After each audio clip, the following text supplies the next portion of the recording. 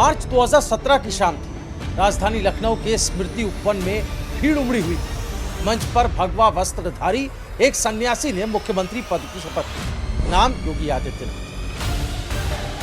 मैं आदित्यनाथ योगी ईश्वर की शपथ लेता हूं कि मैं विधि द्वारा स्थापित भारत के संविधान के प्रति सच्ची श्रद्धा और निष्ठा रखूंगा।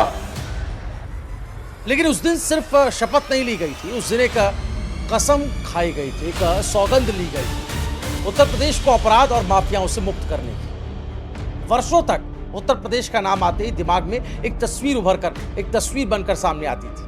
गैंग वॉर, जमीन कब्जा, रंगदारी और राजनीतिक संरक्षण में पलते माफिया। शाम होते ही बाजार जल्दी बंद हो जाते, व्यापारी खौफ में रहते, बेटियां घर लौटने में डरा करती थी। राज्य को एक मजबूत संदेश की जरूरत थी और फिर हुई ऑपरेशन क्लीन की शुरुआत। मुख्यमंत्री बनने के बाद योगी आदित्यनाथ ने पुलिस और प्रशासन को साफ शब्दों में दो टूक कह दिया था कि अपराधी या तो जेल के अंदर होंगे या उत्तर प्रदेश छोड़ देंगे। मेहरबानी करके या तो उत्तर प्रदेश छोड़ करके चले जाएं, और अगर उत्तर प्रदेश में रहेंगे तो फिर उनके लिए दो जगह होंगी। मुझे लगता है उस जगह कोई भी नहीं जाना चाहेगा।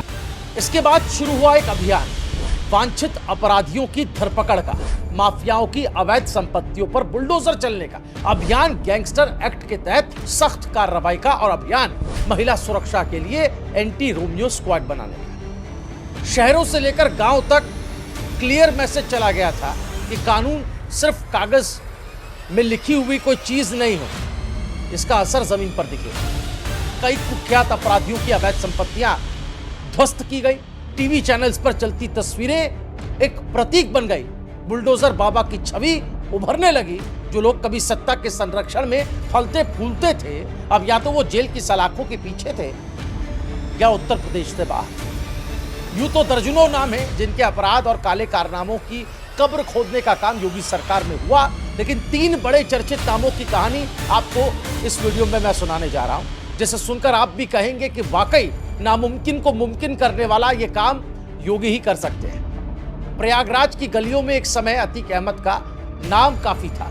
छात्र राजनीति से सफर शुरू हुआ, अपराध और फिर संसद तक भी पहुंचा। कहा जाता था कि इलाके में बिना इजाजत पत्ता भी नहीं हिलता।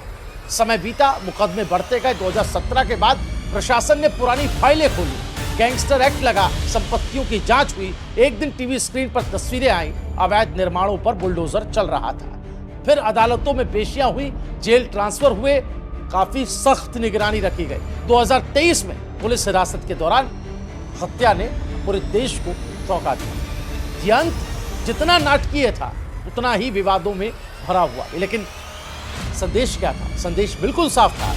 प्रभाव चाहे कितना भी हो, कितने ही बड़े माफिया क्यों ना हो, कितना ही बड़ा बाहुबल क्यों ना रखते हो, कितनी ही बड़ी राजनीतिक संरक्षण इनको मिला हुआ, कानून की पकड़ लंबी है योगी राज में, ये साफ हुआ।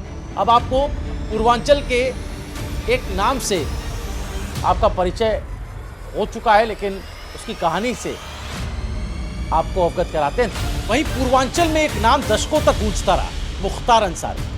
ठेकेदारी, राजनीति और अपराध तीनों के बीच उसका प्रभाव बताया जाता था। सालों तक अलग अलग मामलों में मुकदमे चलते रहे। 2017 के बाद सरकार ने स्ट्रेटेजी बदली। सिर्फ गिरफ्तारी नहीं बल्कि आर्थिक जड़ पर भी प्रहार किया गया। गैंगस्टर एक्ट के तहत करोड़ों की संपत्तियां कुर्क की गई। अदालतों में सुनवाई तेज हुई, सजाएं सुनाई गई। 2024 में जेल में उसकी मौत हो गई। उसके समर्थक और विरोधी दोनों ने अपनी अपनी व्याख्याएं दी उसकी मौत पर, और एक दौर का असर कमजोर पड़ चुका था। 2020 की एक रात कानपुर के बिकरू गांव में गोलियों की गूंज, 8 पुलिसकर्मी शहीद हो गए। देश भर में गुस्सा था। कुछ ही दिनों में विकास दुबे पकड़ा गया।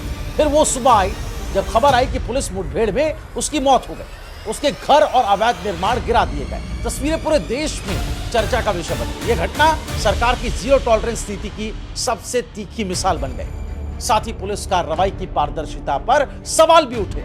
सरकारी आंकड़ों के अनुसार यूपी में गंभीर अपराधों में कमी दर्ज हुई। निवेशकों का भरोसा बढ़ा। नोएडा और कानपुर जैसे शहरों में उद्योगों ने रफ्तार पकड़ी। लोगों के बीच एक चर्चा आम हो गई कि बाबा ने तो तस्वीर उत्तर प्रदेश की बदल दिया है। कहानी सिर्फ एक व्यक्ति की नहीं है दोस्तों, एक सोच की कहानी, जहां सरकार ने अपराध के खिलाफ जीरो टॉलरेंस की नीति अपनाई। आज भी जब उत्तर प्रदेश की राजनीति की चर्चा होती है तो 2017 की वो शपथ और वो कसम याद आती है, एक ऐसा वादा जिसने राज्य की कानून व्यवस्था की बहस को हमेशा के लिए बदल कर रख दिया। आप कैसे देखते हैं उत्तर प्रदेश में योगी आदित्यनाथ के पिछले 10 साल के शासन को? कितना बदला यूपी आपकी नजर में? कमेंट जरूर कीजिएगा। वीडियो पसंद आया हो तो ज्यादा से ज्यादा शेयर कीजिए और ऐसी खबरों के लिए हमारे चैनल को जरूर सब्सक्राइब करें। नमस्कार।